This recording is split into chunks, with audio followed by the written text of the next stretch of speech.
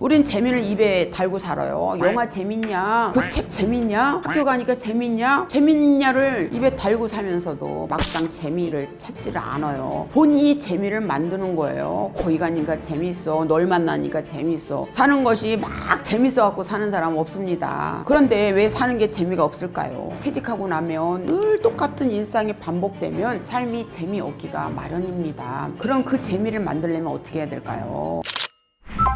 안녕하세요. 방송에 접하게 돼서 진심으로 감사드립니다. 삶에 필요한 사연만을 엄선하여 오늘 사연을 풀어드릴 박인옥 인사드리겠습니다. 오늘 여러분들이 사연을 보내주셨어요. 오늘 사연 주신 분들에게는 제가 주변에서 듣고 느끼고 나름대로 알고 있는 답을 좀 드리려고 하는데요. 꼭 정답은 아니고요. 내가 살아보니까 이렇더라 이런 내용이기 때문에 참고만 해주시면 되겠습니다. 그래서 시작하겠습니다. 사연 1은요. 친구들이 저를 싫어해요. 제가 나가면 모임에 안 나온다고 하는 친구도 있어요. 왜 그럴까요? 친구들이 나를 싫어한다고 그런 느낌을 받으면요. 왜 사람들이 나를 싫어할까? 친구들이 왜 내가 나가면 모임에 안 나올까? 본인 스스로 한번 생각을 해보는 거예요. 이런 기회에 내가 나를 돌아보는 것도 굉장히 중요하거든요. 아, 내가 좀 까칠하구나. 내가 항상 보면 지적질을 하고 있구나. 이거를 본인이 한번 체크를 해보세요. 체크를 해보면 아, 나라도 싫어했겠다. 이런 생각이 들 때가 있으실 겁니다. 그래서 모든 사람이 열이면 열 다 나를 좋아한다고 생각하시지 말고요. 그래, 나 이런 면이 싫다고 하면 고쳐볼까? 이런 것도 있고요. 단점이 있다면 장점을 더 부각시키는 거예요. 그러면 단점이 장점 속에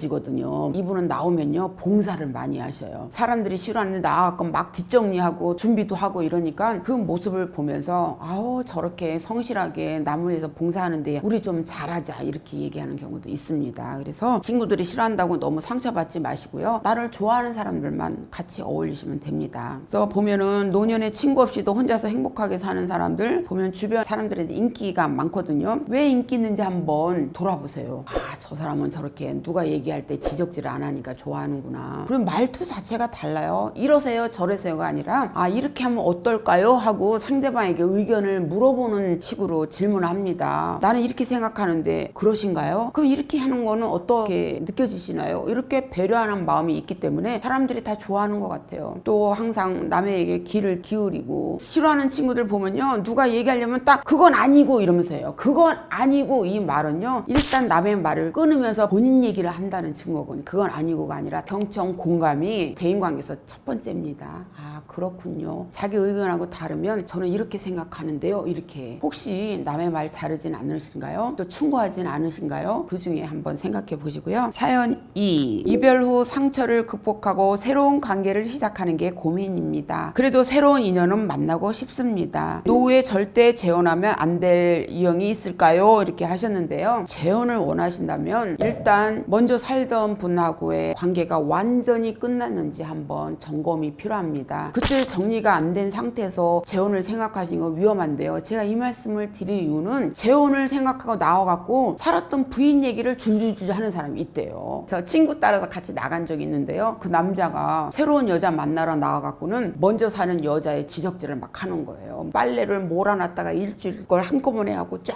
걸어놓은 거 보고 정이 떨어졌다 막 이러는데요. 제 친구한테 야, 이 사람은 아닌 것 같다 제가 이랬어요. 어떤 경우에는요. 자식은 어머님이 키웁니다 했는데 나중에 알고 보니까 먼저 본부인이 키우고 있으면서 그 아이를 보러 간다는 명목하에 부인네 집을 계속 방문하는 경우가 있었다고 하거든요. 먼저 산 사람하고의 관계가 확실히 정리되고요. 아이의 의견을 물어봐야 됩니다. 아이 때문에 문제되는 경우 많고요. 또 재산 때문에 제 주변에 보면 여성분이 남성분 집에서 살았어요. 아버지가 먼저 돌아가시니까 맨몸으로 내쫓더라고요. 그래서 이런 재산 문제를 확실하게 하시는 게 중요한 것 같아요. 그리고 내 까칠한 성격 때문에 이혼을 했다 이러면 그 까칠한 성격을 고치지 않고서는 재혼이 어려울 수도 있어요. 왜? 우리가 한 번 이혼하고 재혼은 헤어질 확률이 더 높다고 합니다. 정말 많은 걸 희생하고 이래야 되는데 그렇게 많은 걸 희생할 바엔 차라리 먼저 남편하고 살아야 되겠다. 먼저 아내하고 살아야 되겠다. 그게 더 나으면 그대로 살아야 돼요. 재혼이 성사가 잘 되는 경우를 보면 살았던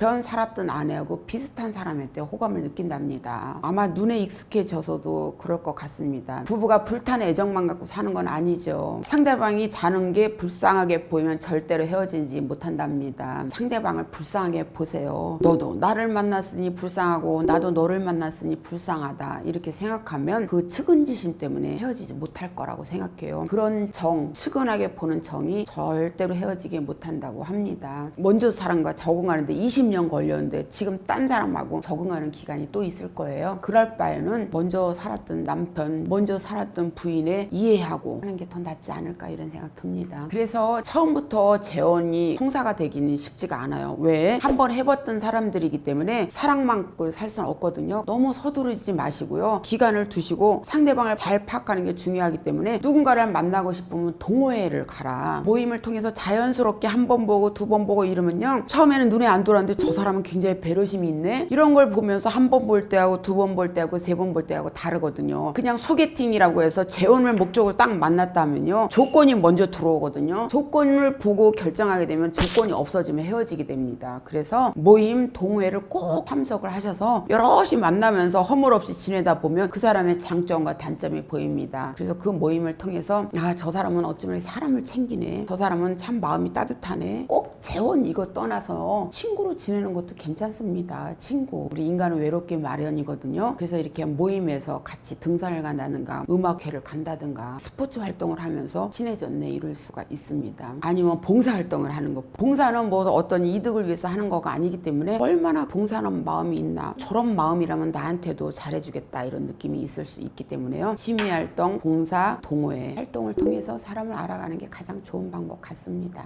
다음은요. 남편과 소통이 되지 않아 벽을 보고 말하는 느낌인데 어떻게 해야 할까요? 행복한 부부의 비결, 행복하게 사는 부부들의 공통적인 대화 방식은 뭔가 이러는데요. 공통적인 대화 방식은 반박을 하거나 비방하거나 이러질 않아요. 그리고 칭찬을 많이 합니다. 그래서 제가 강의 중에 이런 예를 들어요. 딱 들어왔는데 부인이 여보 오늘 변한 거 없어? 변한 거가 있기 때문에 질문한 거잖아요. 그럴 때는 어쩐지 불 하나 더 킨 줄 알았다 이러면요. 부인이 기분 좋아요. 자기야 나무로 만든 신은 남학신이래. 곰으로 만든 신은 고무신이래. 사랑으로 만든 신은 당신 이렇게 해보세요. 유치하지만 어느새 입꼬리가 올라간 거 느끼실 거예요. 그리고 또 이쁘게 보면 이쁜 것만 보여요. 이 세상 가장 친한 친구는 바로 내 짝꿍이라고 합니다. 남한테 잘하고 짝꿍한테 못하는 분들 많아요. 과연 내 옆에 누가 제일 늦게까지 남아있을 것인지를 생각하면 답이 나올 거라고 생각합니다. 부부끼리 어디 워크숍 간 적이 있었는데요. 한 부부만 남편을 데리고 왔어요. 그 남편이 아침에 딱 나오더니 당신 하루 만에 너무 예뻐졌어 이래요. 그 말을 들은 부인이 얼마나 해맑게 웃었는지 몰라요. 당신 이뻐졌어. 그 몇 시간 떨어져 있는 동안에도 당신 보고 싶었어. 그러니까 이렇게 행복한 부부는 상대방에게 칭찬을 아끼지 않는다. 또 배려한다. 또 무슨 말이 하면 비꼬거나 이러지 않는다. 무슨 얘기하면 당신 말이 옳아요. 이렇게 얘기하거든요. 우리 생각에도 옳지 않아요. 그런데 당신 말이 옳아요. 그런데 거기에 이렇게 하는 게 더 좋아 보일 것 같아요. 이렇게 얘기하니까 나는 왜 그러지 못했나 이런 생각이 들 때가 있었어요. 그래서 행복한 부부들 보면 서로를 배려하고 경청하고 상대방에 칭찬하고 또 하나라도 해주려고 하고 어딜 갈 때 꼭 같이 갑니다. 그래서 인생 이막을 행복하게 보내려면요. 같이 하는 여가를 즐기는 거예요. 예를 들어서 남편이 낚시를 좋아한다 이러면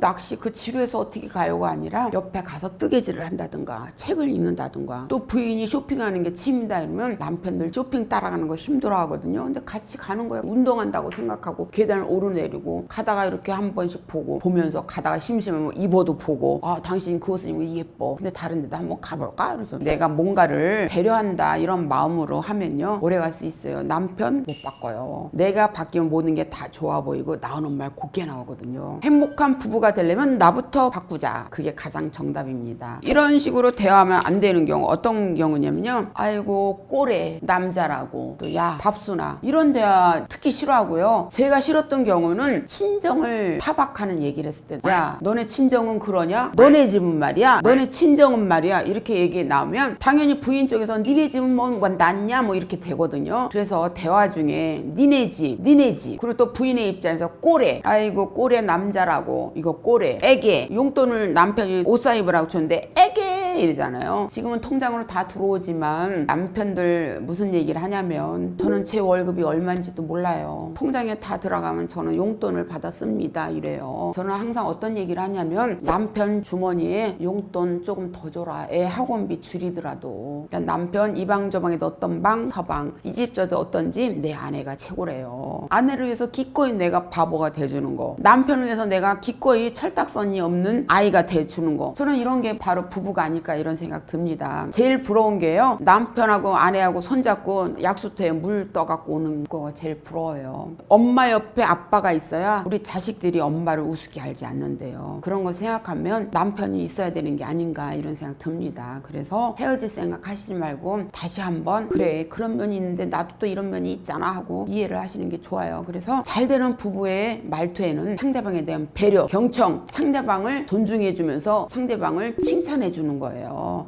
사연 4 읽어드리겠습니다. 자식도 다 떠나가고 사는 것이 재미가 없어요. 어떻게 하면 행복하게 살 수 있을까요? 평생 할 수 있는 노후 취미생활은 뭐가 있을까요? 라는 사연입니다. 사는 것이 막 재밌어갖고 사는 사람은 없습니다. 그런데 왜 사는 게 재미가 없을까요? 늘 반복되는 일상이에요. 우리가 아침에 일어나서 애들 밥 해주고 학교 보내고 퇴직하고 나면 아침에 눈을 뜨면 아침 먹고 시간이 무료하게 느껴지거든요. 늘 똑같은 일상이 반복되면 삶이 재미없기가 마련입니다. 그럼 그 재미를 만들려면 어떻게 해야 될까요? 우리가 목표가 없으면 더 재미가 없거든요. 목표를 세우는 거예요. 아침에 일어나면 스트레칭을 한다. 아침에 일어나면 산에 오른다. 이렇게 반복되는 늘 똑같은 일상에서 내가 변화무쌍한 일상으로 만드는 거예요. 저는요 집에서 가만히 있지를 못해요. 쉬는 날에는요 김치를 해서 김치로 선물해요. 제가 신세진 분들에게 뭐 돈을 주겠어요? 뭘 주겠어요? 그럴 때는 어떤 생각을 하냐면요, 이 김치를 먹는 그분이 얼마나 맛있게 먹을까를 상상하면 정말 하면서 즐겁거든요. 그래서 반복되는 무료한 일상이 거의 없는 편이에요. 왜? 제가 그런 일상을 만들지를 않아요. 또 내가 요즘 일상에 좀 다운이 된다 이러면요, 개그맨이 하는 프로가 있어요. 그걸 막 즐겨 본다든가, 또 무료 강좌가 있습니다. 무료 강좌 가면 아마 제일 크게 웃는 게 아마 절 거예요. 얼마나 웃긴지 몰라요. 저 그럴 때 뭐라고 느끼냐면, 저런 강의를 듣고 모두가 행복해하는 그런 강의를 내가 해야 되겠다. 그럼 어떻게 해야 돼요? 집에 또 공부를 하게 되겠죠. 인터넷에서 강의를 듣는다든가. 그래서 저는 무료하지 않기 위해서 배우는 걸 게을리하지 않습니다. 제 자격증 9개라고 하면요 남들이 깜짝 놀래요. 그래서 일상에 변화가 없으면 무료할 수밖에 없고 삶이 재미가 없어요. 또 계획이 없으면 재미가 없고요. 세 번째는요, 인간관계가 어려우면 사는 게 재미가 없어요. 왜? 걔 때문에 모임도 가기 싫어. 그럼 모임에 가서 즐거워야 되는데 그 친구 생각하니까 재미가 없는 거거든요. 그러니까 재미는 내가 만드는 거예요. 그래서 저는 무조건 재밌어야 됩니다. 재미의 중심은 내가 돼야 됩니다. 그래서 내가 있으나 마나한 존재가 아니라 어디선지 꼭 있어야 되는 사람을 내 스스로가 만드는 거예요. 가슴이 설레이죠. 또 사는 게 재미가 없다는, 건강하지 않으면 재미가 없어요. 어디 아프면요 누워 있어야지 어딜 나가요. 활기가 없으니까 재미가 없죠. 활기가 있으면요 가고 싶은 데도 많아요. 활기가 있으면 만나고 싶은 사람도 있고요. 활기가 있으면 운동도 하게 돼요. 그래서 건강하지 않으면 삶이 재미가 없어요. 우린 재미를 입에 달고 살아요. 영화 재밌냐? 그 책 재밌냐? 학교 가니까 재밌냐? 재밌냐를 입에 달고 살면서도 본인이 막상 재미를 찾지를 않아요. 본인이 재미를 만드는 거예요. 거기 가니까 재밌어. 널 만나니까 재밌어. 한 번은 제가 구두 닦으러 딱 들어갔는데 구두 수선점 앞에 이렇게 써 있습니다. 구두 한 장 무료로 닦아드립니다. 나머지 한 짝은요 4,000원입니다. 이런 거예요. 어차피 4,000원이지만 그렇게 재미를 주기 때문에 오시는 분들이 한 번씩 다 웃고 가는 거예요. 미용실이 나란인데 장사가 안 되니까 써붙입니다. 2만원짜리 커트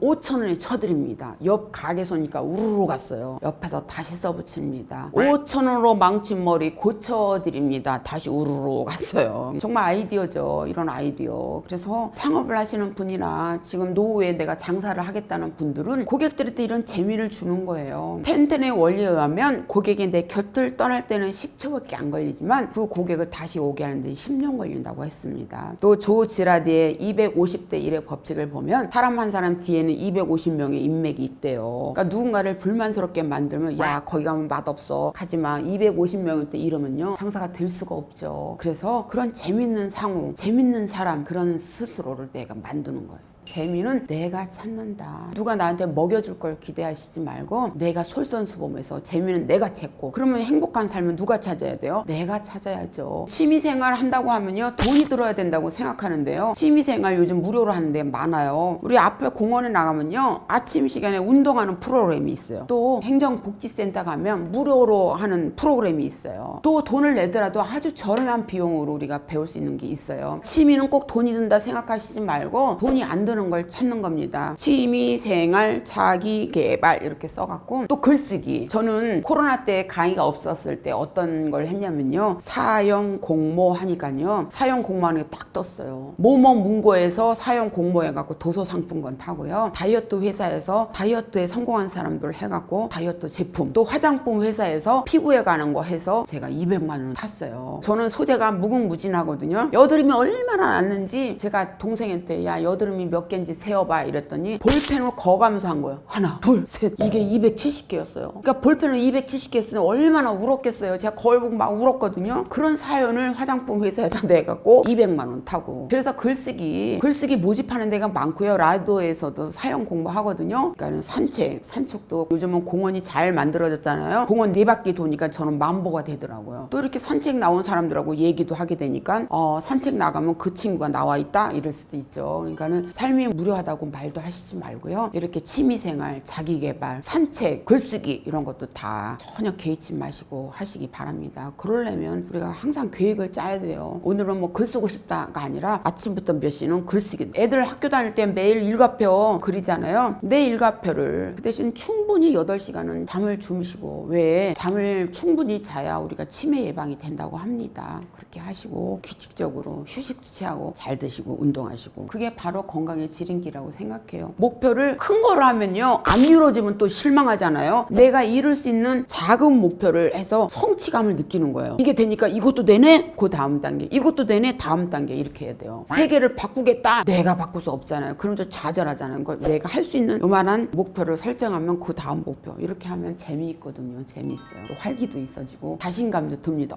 내가 이걸 해냈어, 이게 있거든요. 도움이 되셨는지 모르겠습니다. 항상 예쁜 눈으로 보면 예쁜 것만 보여요. 그러니까 이렇게 방송을 보면서 난 한 개라도 느껴야 되겠다, 알고 있는 거를 제가 찝어줬다 이렇게 생각하면 되실 겁니다. 이 방송을 보시는 분이 더 많이 알고 더 해박하신데, 잊고 있었던 걸 요번 기회에 저 강사 때문에 하나를 다시 생각해냈네 이렇게 생각하면 괜찮으실 거예요. 본인을 들들 볶지 마세요. 그래서 항상 긍정적일 필요가 있어요. 나는 키가 작아. 그렇지만 하늘에서 내가 훨씬 커. 내가 못생긴 게 아니라 네가 이쁜 거야. 내가 키가 작은 게 아니라 네가 큰 거야. 내가 돈이 없는 게 네가 많은 거야. 이렇게 생각하면 스트레스 강도 조절이 되거든요. 그래, 나도 쟤처럼 한번 방송에 한번 나가보겠어. 이렇게 목표를 정하시는 것도 좋을 것 같습니다. 나 쟤처럼 제 나이 얘기하면은 적게 보거든요. 약간의 긴장감은 반드시 필요한 것 같아요. 그래서 긴장감을 가지고 계획을 짜시는 게 중요할 것 같아요. 제가 설레임이 있으면 절대 늙지 않는다고 했더니 어떤 분이요, 그 설레임 때문에 망한 사람 많다 이래요. 저는 단순히 사람만 만나서 설레임 이거 아니었거든요. 일을 앞두고의 설레임, 어떤 계획이 진행되면서의 설레임을 얘기했는데, 그러니까 나를 다스리는 거. 이제 우리는 나이 먹었잖아요. 그냥 나를 다스리고 누군가가 나를 보고 있다고 생각하면 행동에 자중할 수 있거든요. 제가 좋아하는 한 줄, 내가 꿈을 이루면 나는 다시 누군가의 꿈이 된답니다. 여러분들의 사시는 모습이 누군가의 꿈이 된다고 생각하시면 힘이 저절로 나실 거예요. 꼭 누군가의 꿈이 되실 거라 믿습니다. 감사합니다.